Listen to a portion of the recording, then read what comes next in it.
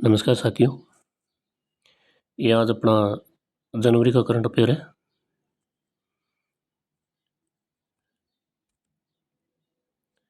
राष्ट्र Donald Trump बने America के 47वें राष्ट्रपति, जो कि अभी फिलहाल ये पशुधन सहायक का पेपर होता है, इसके अंदर पूछा गया था कि कौन से नंबर के 47वें राष्ट्रपति हैं।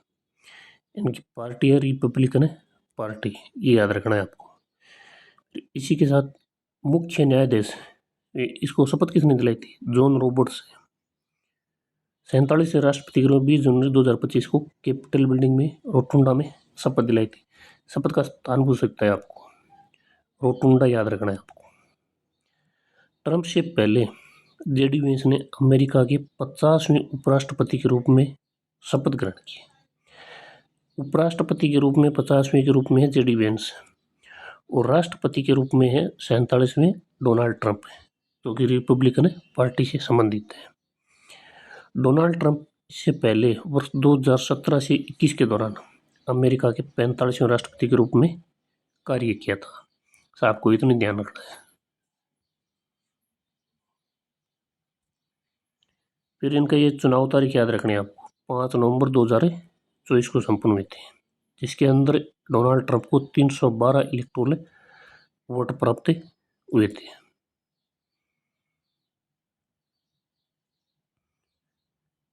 और इसके अंदर याद करने वाली कुछ नहीं है।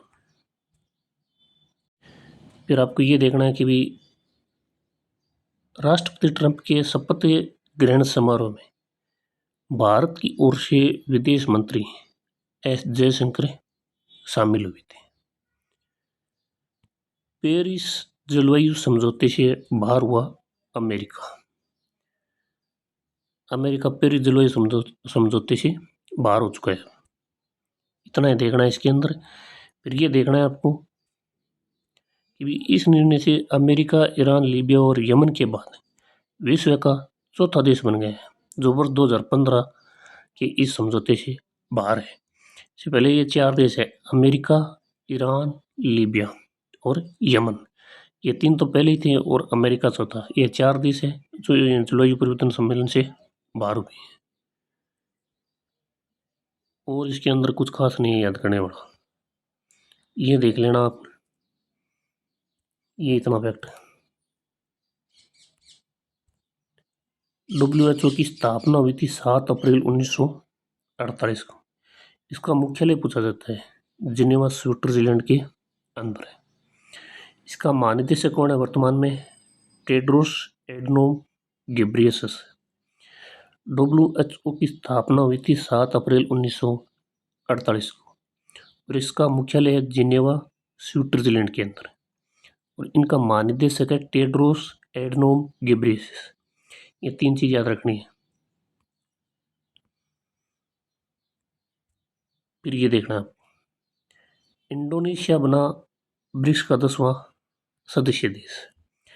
दुनिया का सबसे बड़ा मुस्लिम देश इंडोनेशिया ब्रिक्स का समूह का पूर्ण सदस्य बन गया है। ये नाम याद रखना है कि भी ब्रिक्स का 10वां सदस्य देश में से कौन सा बना है? इंडोनेशिया।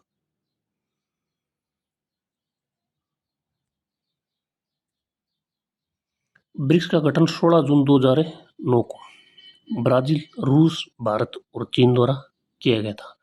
स्थापना हुई थी उसके टाइम इसके अंदर ये 4 शामिल थे, ब्राजील, रूस, भारत, चीन है। ये ब्रिक्स के अंदर ये पूछ सकता है अभी कौन सा देश इसके अंदर शामिल है? नहीं है। वर्ष 2010 में इसमें दक्षिण अफ्रीका को शामिल किया गया था। बस ये याद रखना है, एक तो 2010 वाला रखना है और एक ये वर्तमान में इंडोनेशिया को शामिल किया गया था, ये याद रखना है। नाइजीरिया बना ब्रिक्स का 9वां भागीदारी देश। ये भागीदारी देश है। और इसके अंदर इतना कोई खास नहीं याद करने वाला, ये छोड़ देना आप। ये देखना, ग्लोबल फायर पावर इंडेक्स 2025, इसके अंदर टोटल 145 देश, इसमें अमेरिका शीर्ष पर रहा है, जबकि रूस और चीन क्रम से दूसरे और तीसरे स्थान पर रहे। दूसरे तीसरे वाला आप याद मत रखना, एक याद रख लेना कि भाई ग्लोबल फायर पावर इंडेक्स 2025 के अंदर 145 देश थे, अमेरिका शीर्ष स्थान पर रहा है। इसके अंदर निम्नतम रैंक है जिसमें भूटान है नीचे नीचे 145 नंबर पर। एक नंबर पर इसके अंदर अमेरिका है और भारत का स्थान है इसके अंदर 4 नंबर है। भारत का स्कोर याद कर लेना 0.1184, अमेरिका का स्कोर मत याद करना। 145 नंबर पर है भूटान, इसका स्कोर छोड़ देना, स्कोर आपको सिर्फ भारत का याद करना है। फिर ये देखना Times Higher Education World University ranking 2025, इसके अंदर एक नंबर पर है arts and humanities, Massachusetts Institute of Technology America, ये एक ही नाम देखना है आपको।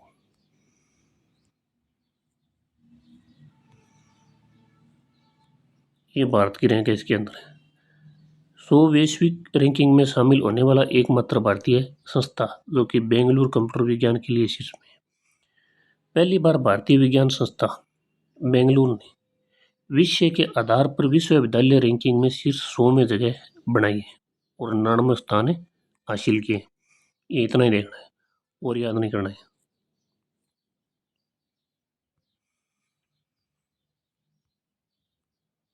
ये एनले पासपोर्ट वाला देखना है, एनले पासपोर्ट सूचकांक 2025, इसके अंदर शीर्ष स्थान पर रहा है सिंगापुर। एनले पासपोर्ट सूचकांक 2025 शीर्ष स्थान पर रहा है सिंगापुर।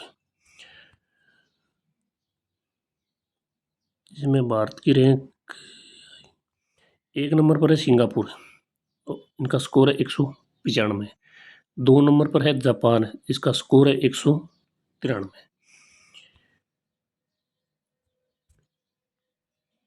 नीचे नीचे है अफगानिस्तान, जिसका स्कोर है 26। इसके अंदर भारत की स्थिति क्या है? नवीनतम एलए पासपोर्ट सूचकांक 2025 में भारत सत्तावन वीजा मुक्त स्कोर के साथ 85वें स्थान पर है। भारत 57 देश में मुक्त वीजा के साथ सफर कर सकता है। इसकी रैंक है 85 नंबर पर। ये याद रखनी है कि भाई भारत एनले पासपोर्ट सूचकांक 2025 में कौन से स्थान पर रहा था, 85 नंबर पर रहा था। वर्ष 2024 की इस रैंकिंग को 80वां स्थान प्राप्त था। 2024 और 2025 की दोनों रैंक याद रखनी है आपको। 2024 के अंदर 80 नंबर पर था और 2025 के अंदर ये 85वें स्थान पर है। यह राष्ट्रीय परिदृश्य देश में धूमधाम से मनाया गया 76वां गणतंत्र दिवस समारोह है। संविधान लागू होने के 75 वर्ष पूरे होने के अवसर पर आयोजित इस समारोह का शुभारंभ राष्ट्रपति द्रौपदी मुर्मू ने राष्ट्र ध्वज तिरंगा फहराकर किया। ये नाम याद रखना है कि शुभारंभ किसने किया है, राष्ट्रपति द्रौपदी मुर्मू जी ने किया है। ये प्रश्न काफी बार आ चुका है कि 75वें गणतंत्र दिवस का मुख्य अतिथि कौन था।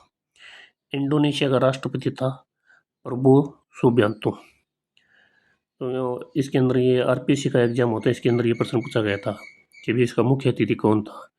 इंडोनेशिया के राष्ट्रपति प्रबोवो सुबियांतो। ये नाम याद रखना, दोबारा आ सकता है ये पेपर के अंदर। इसकी थीम क्या है? स्वर्णिम भारत विरासत और विकास। थीम है स्वर्णिम भारत विरासत और विकास। ये थीम याद रखनी है इसके अंदर, और कोई ज़्यादा खास नहीं है इसके अंदर याद करने वाला। फिर ये झांकियाँ हैं। परेड की 16 राज्य और केंद्र सरकार के 15 मंत्रालयों की कुल 31 झांकियाँ निकाली गई थी। 31 संख्या याद करनी है आपको, 31 झांकियाँ टोटल थी। पहली 3 सेनाओं द्वारा संयुक्त रूप से झांकी सशक्त और सुरक्षित भारत निकाली गई है। ये भारत की सेना है, उनके द्वारा निकाली गई संयुक्त रूप से झांकी का नाम है सशक्त और सुरक्षित भारत। इस गणतंत्र दिवस के अवसर पर उत्तर प्रदेश से और निकाली गई झांकी कर्तव्य पथ पर महाकुंभ है और पीपुल्स चॉइस अवार्ड मिला है। ये पूछ लेगा कि भी आपको कर्तव्य पथ पर महाकुंभ को पीपुल्स चॉइस अवार्ड है इनमें से किस राज्य की झांकी को सम्मानित किया गया है? उत्तर प्रदेश।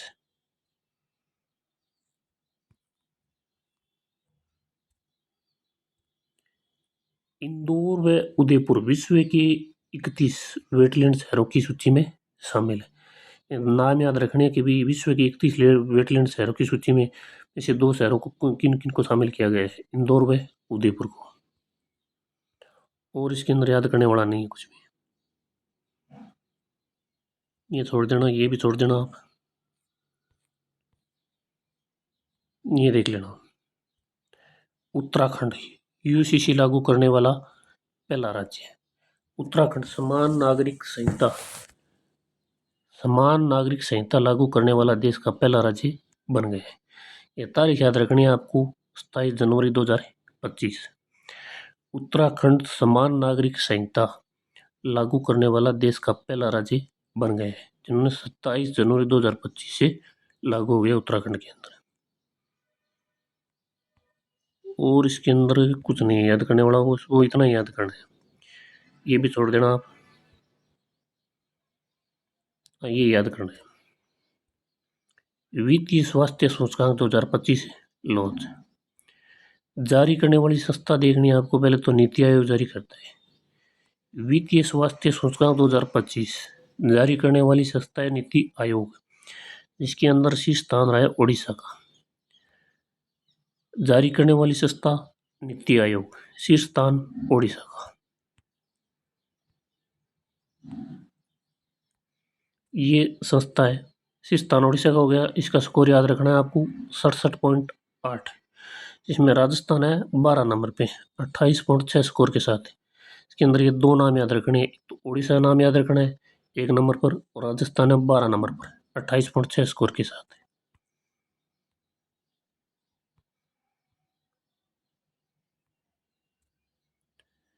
जम्मू कश्मीर के चिनार पेड़ों को जियो ट्रेनिंग द्वारा डिजिटल संरक्षण, ये एक टैगलाइन याद रखनी है आपको, और इसके अंदर कुछ नहीं है, ये भी छोड़ देना।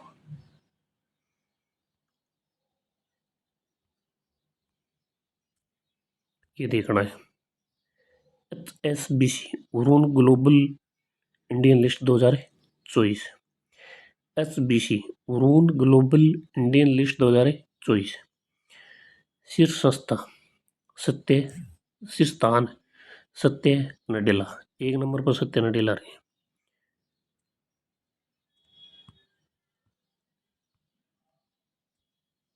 ये सत्य नडेला माइक्रोसॉफ्ट के सीईओ है वर्तमान में। इस सूची में 12 महिलाओं के भी नाम है शामिल है। नाम संख्या याद रखनी है इनको कि भी कितनी महिलाएं इस सूची के अंदर शामिल थी। 12 महिला शामिल थी। इसमें वर्टेक्स फार्मास्यूटिकल्स की रेशमा केवल रमणी शीर्ष स्थान पर रही है। ये नाम याद कर लेना कि महिलाओं की शीर्ष सूची में निम्न में से कौन सी थी। एक नाम याद कर लेना रेशमा का। संपत्ति के आधार पर टॉप 5 अप्रवासी भारतीय LN मित्तल, इसका समय उर्शिल मित्तल, गोपीचंद हिंदुजा, अनिल अग्रवाल, जय चौधरी, जयप्रकाश लोहिया। इसके अंदर आपको ये एक नाम याद रखना है।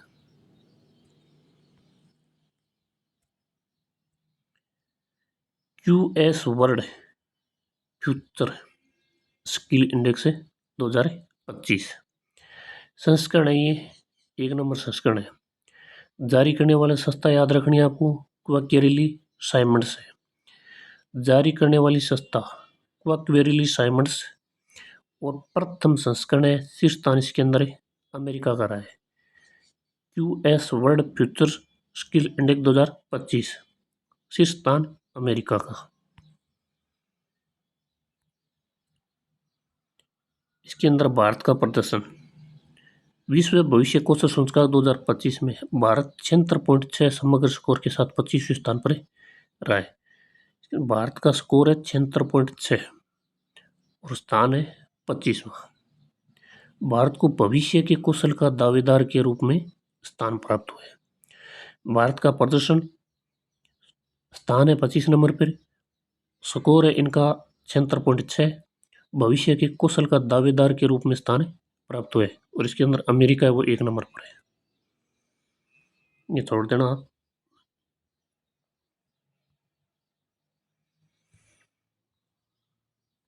ये सिंधु जल समझौता बड़ा पीछे भी आ गए। ये देखना पुरातात्विक अनुभवात्मक संग्रहालय। केंद्रीय गृह एवं सहकारिता मंत्री अमित शाह गुजरात के वडनगर में पुरातात्विक अनुभवात्मक संग्रहालय का उद्घाटन किया। पूछेगा कि पुरातात्विक अनुभवात्मक संग्रहालय का उद्घाटन कहाँ किया गया? गुजरात के अंदर है। या फिर पूछेगा अभी गुजरात के अंदर वडनगर में पुरातात्विक अनुभवात्मक संग्रहालय का उद्घाटन निम्न से किसके द्वारा किया गया? केंद्रीय गृह सहकारिता मंत्री अमित शाह के द्वारा। ये छोड़ देना आप।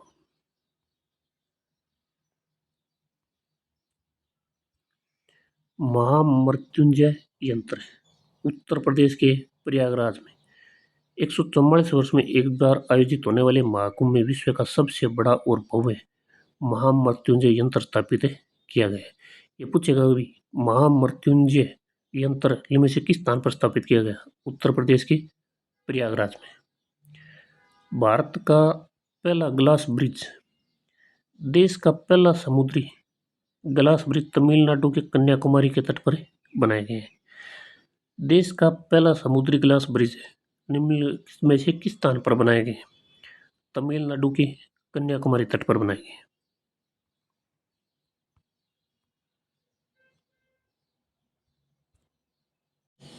फिर ये है आपका मंथली रिव्यू।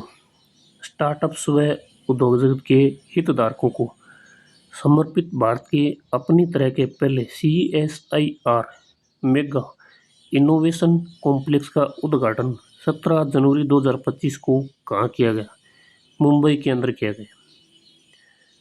कौन सा राज्य आयुष्मान भारत प्रधानमंत्री जन आरोग्य योजना लागू करने वाला देश का 34वां राज्य बन गए? ओडिशा। यह नाम याद रखना है। आयुष्मान भारत प्रधानमंत्री जन आरोग्य योजना लागू करने वाला देश का 34वां राज्य है ओडिशा।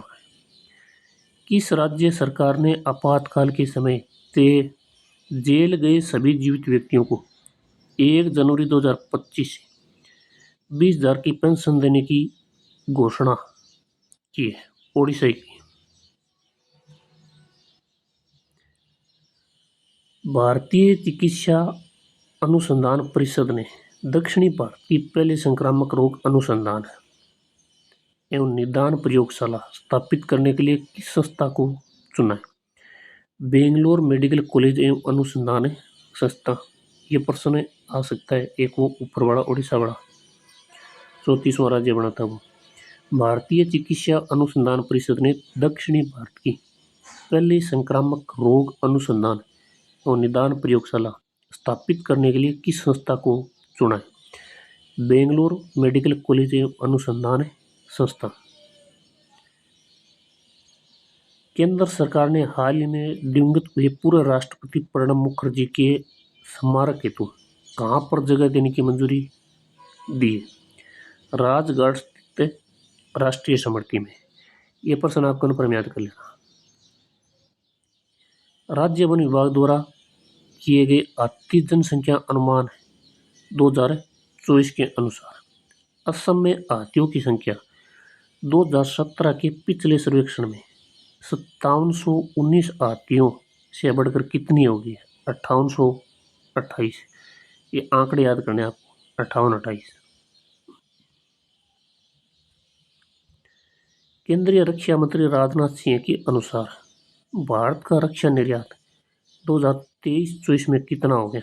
21,000 करोड़ से अधिक। असम के मुख्यमंत्री हिमंत बिस्वा शर्मा ने किस शहर को राज्य की दूसरी राजधानी के रूप में उन्नत करने की घोषणा की? डिब्रूगढ़। ये याद करना है। ये डिब्रूगढ़ नाम याद रखना है कि असम के मुख्यमंत्री हिमंत बिस्वा शर्मा ने किस शहर को राज्य की दूसरी राजधानी के रूप में उन्नत करने की घोषणा की है? डिब्रूगढ़।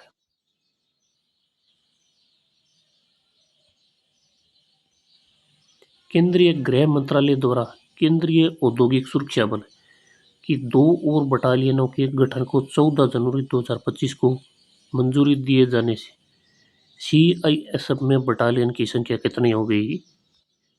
वर्तमान में 15 बटालियन है। केंद्रीय मंत्रिमंडल ने राष्ट्रीय स्वास्थ्य मिशन को और कितने वर्ष के लिए बढ़ाने का निर्णय 22 जनवरी 2025 को लिया? 5 वर्ष। किस जर्नल में प्रकाशित सर्वे के अनुसार भारतीय विज्ञान में विश्वास करने के मामले में मिस्र के बाद दूसरे स्थान पर है? यह नेचर ह्यूमन बिहेवियर जर्नल। ये छोड़ देना, आप मत देखना। ये देखना है तियानशान शेंगली। तियानशान शेंगली सुरंग चीन द्वारा बनाई गई विश्व की सबसे लंबी एक्सप्रेसवे सुरंग है। विश्व की सबसे लंबी एक्सप्रेसवे सुरंग है तियानशान शेंगली, जो कि चीन द्वारा बनाई गई है। 22.13 किलोमीटर लंबी है सुरंग। इसकी ये दूरी याद रखनी है, 22.13 किलोमीटर है। और तो इसको छोड़ देना, ये किसकी शहर के मध्य है ये मत पढ़ना। ये तियानशान शेंगली नाम याद रखना आपको कि विश्व की सबसे लंबी एक्सप्रेसवे सुरंग है। इसका निर्माण चीन के द्वारा किया गया है और इसकी दूरी है 22.13 किलोमीटर। ये छोड़ देना, आप मत पढ़ना ही।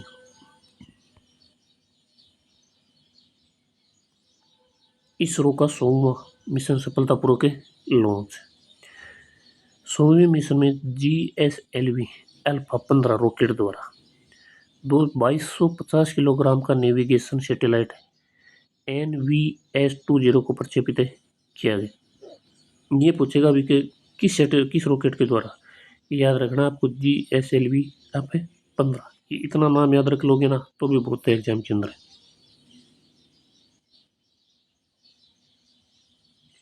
ये छोड़ देना, आप ये मत देखना, ये देखना है। ये पीछे पेपर के अंदर भी आया था ये क्वेश्चन।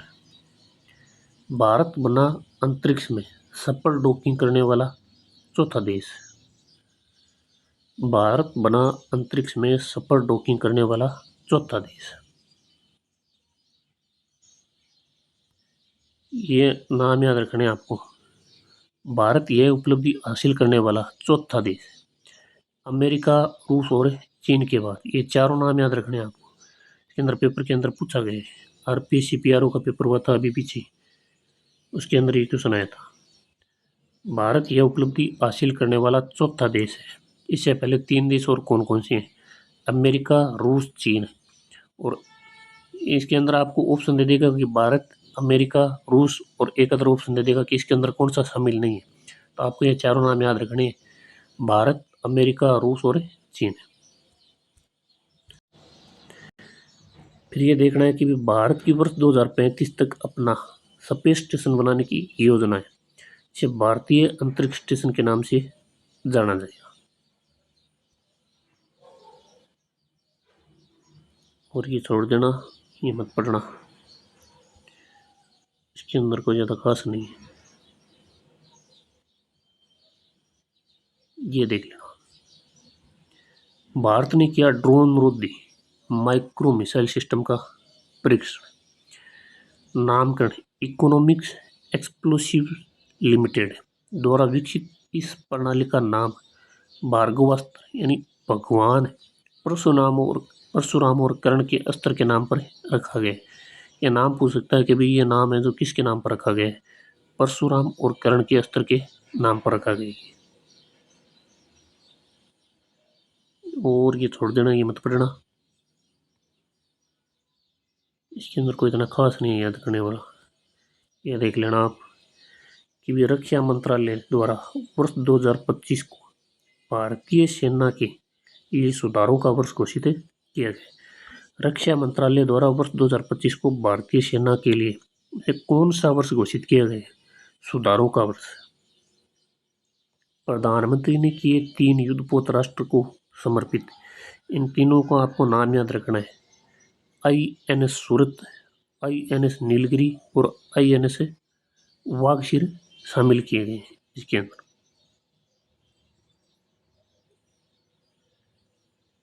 और इसमें याद करने वाला कुछ नहीं है।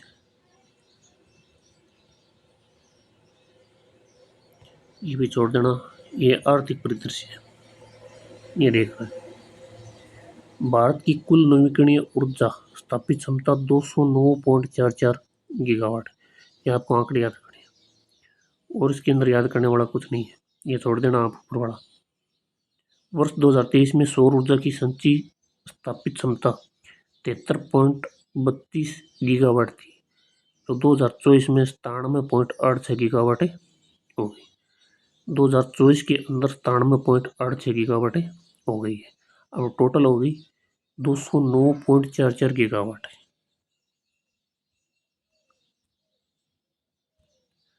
पवन ऊर्जा। देश में पवन ऊर्जा की कुल पवन क्षमता बढ़कर 48.16 गीगावाट हो गई है। 2024 में 3.42 गीगावाट अतिरिक्त पवन ऊर्जा स्थापित की गई है। आपको इतना याद रखना है कि देश में पवन ऊर्जा की कुल पवन क्षमता कितनी है, 48.16 गीगावाट है अभी फिलहाल। फिर जैव ऊर्जा। जैव ऊर्जा के अंतर 11.35 गीगावाट है। इनके आंकड़े याद रखने के पवन ऊर्जा के अंदर 48.16 और जैव ऊर्जा के अंदर 11.35 गीगावाट हो गई है। लघु जल विद्युत ऊर्जा वर्ष 2024 के अंदर 5.10 गीगावाट हो गई है, जो 2023 के अंदर 4.99 गीगावाट थी। 2023 के आंकड़े नहीं पूछेगा, आपको 24 वाला याद रखना है। 2024 में 5.10 गीगावाट हो गई है बढ़कर। ये पूरा याद रखना है। उल्लेखनीय है कि केंद्र सरकार ने वर्ष 2030 तक 500 गीगावाट नवीकरणीय ऊर्जा प्राप्त करने का लक्ष्य निर्धारित किया। आपको प्रश्न पूछेगा भी केंद्र सरकार ने किस वर्ष तक 500 गीगावाट नवीकरणीय ऊर्जा प्राप्त करने का लक्ष्य निर्धारित किया? 2030 तक, या 2030 दे के पूछ लेगा कि आपको कितना गीगावाट नवीकरणीय ऊर्जा प्राप्त करने का लक्ष्य रखा गया है? 500 गीगावाट।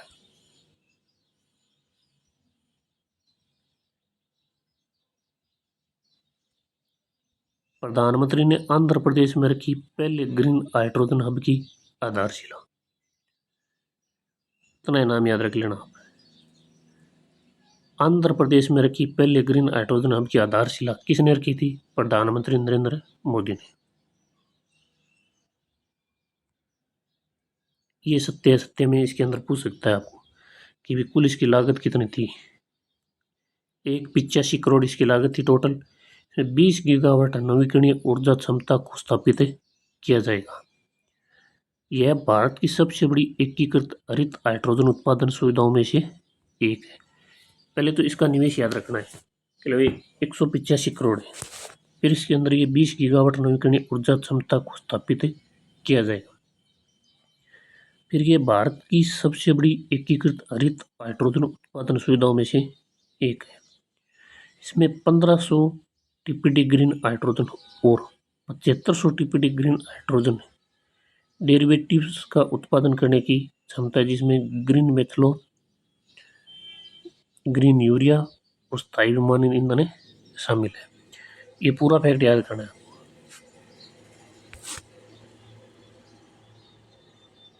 ये छोड़ देना नीचे बड़ा।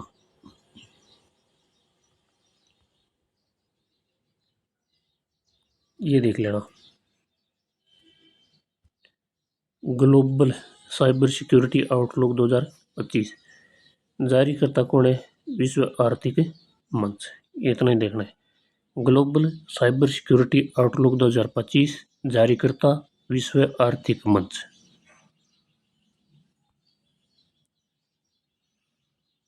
और कुछ नहीं देखना इसके अंदर। फिर ये देखना आपको केंद्रीय तंबाकू अनुसंधान संस्था का नाम बदला। भारतीय कृषि अनुसंधान परिषद ने 19 जनवरी 2025 केंद्रीय तंबाकू अनुसंधान संस्था का नाम बदलकर राष्ट्रीय वाणिज्य कृषि अनुसंधान संस्था कर दिया है। केंद्रीय तंबाकू अनुसंधान संस्था है राजमुंद्री में। ये अब इसका वर्तमान में नाम हो गया है राष्ट्रीय वाणिज्य कृषि अनुसंधान संस्था। इतना ही ध्यान में रखना है आपको।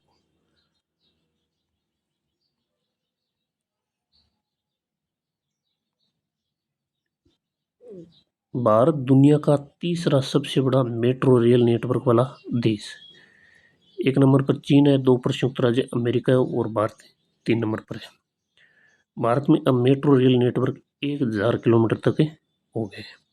ये 1000 किलोमीटर याद रख लेना और ये देख लेना कि भारत दुनिया का तीसरा सबसे बड़ा मेट्रो रेल नेटवर्क है। एक नंबर पर चीन है, दो पर संयुक्त राज्य अमेरिका है। भारत में पहली मेट्रो रेल लाइन 1984 में कलकत्ता में खुली, जो एस्प्लेनेड और भवानीपुरा के बीच 3.4 किलोमीटर लंबी थी। इतना ये याद कर लेना।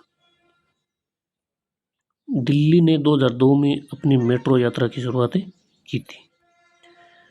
6 मार्च 2024 को पीएम मोदी ने कोलकाता में भारत की पहली अंडर वाटर मेट्रो सुरंग का उद्घाटन किया।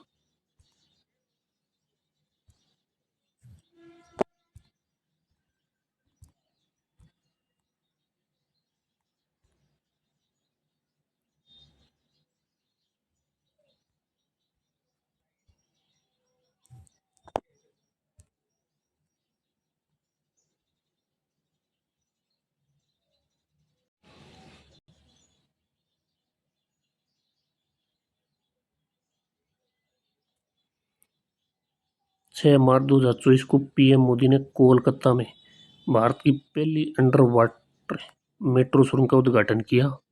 इतना याद ना करना। ये भारत की पहली मेट्रो रेल लाइन हो गई। 1984 में कलकत्ता में खुली, 3.4 किलोमीटर लंबाई थी।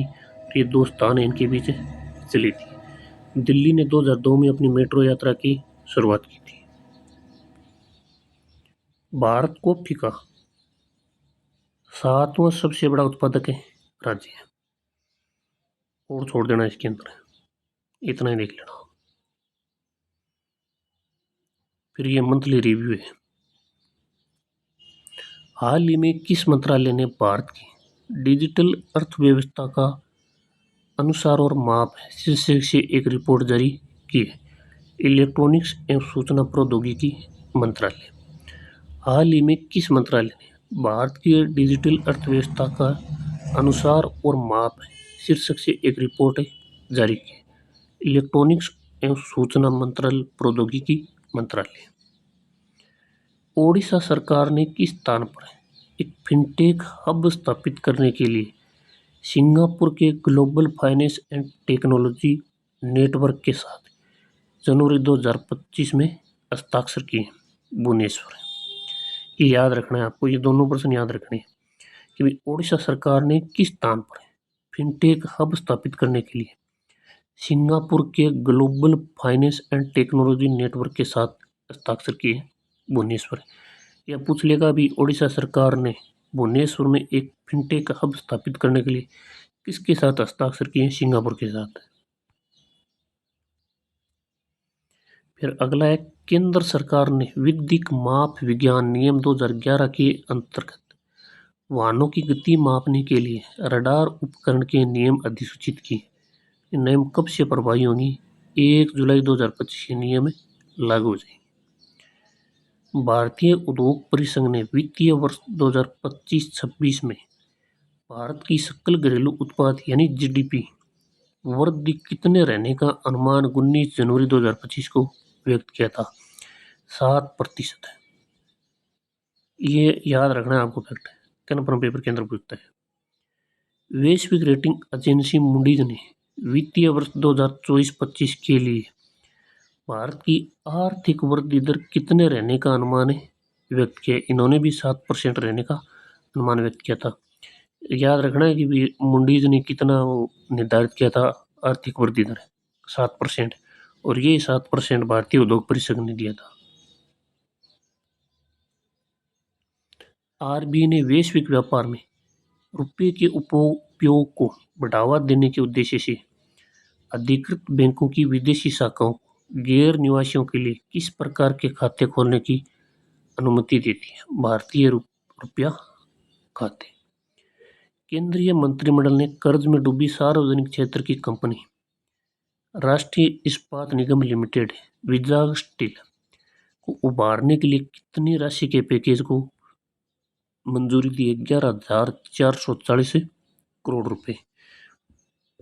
हाल ही में कौन सा देश दुनिया का तीसरा सबसे बड़ा स्टार्टअप इकोसिस्टम है? जो भारत है, दुनिया का तीसरा सबसे बड़ा स्टार्टअप इकोसिस्टम भारत है। राष्ट्रपति द्रौपदी मुर्मू ने राष्ट्रीय डेयरी विकास बोर्ड में किस राज्य सहकारी दूध उत्पादक संघ की पहलों के लिए एक काऊ इंजेक्शन गिफ्ट मिल्क और मार्केट स्पोर्ट्स का वर्चुअल उद्घाटन या शुभारंभ 13 जनवरी 2025 को किया? ये ओडिशा के अंदर किया है। भारतीय वाणिज्यिक और उद्योग महासंघ ने वित्तीय वर्ष 2024-25 के लिए भारत की जीडीपी वृद्धि दर कितने रहने का अनुमान व्यक्त किया? 6.4%। वो भारतीय उद्योग संघ और वो मूडीज ने तो 7% किया था और भारतीय वाणिज्य एवं उद्योग महासंघ ने 6.4% किया है। भारत में ई कॉमर्स बाजार 2030 तक कितने बिलियन डॉलर तक पहुंचने का अनुमान है? 263.30 बिलियन डॉलर तक। हाल ही में थोक मूल्य सूचकांक के नए आधार वर्ष के लिए निर्धारित किस समिति का गठन किया गया? रमेश चंद्र समिति। ये समिति याद रखनी है। थोक मूल्य सूचकांक के नए वर्ष निर्धारण के लिए रमेश चंद्र समिति गठित की गई है।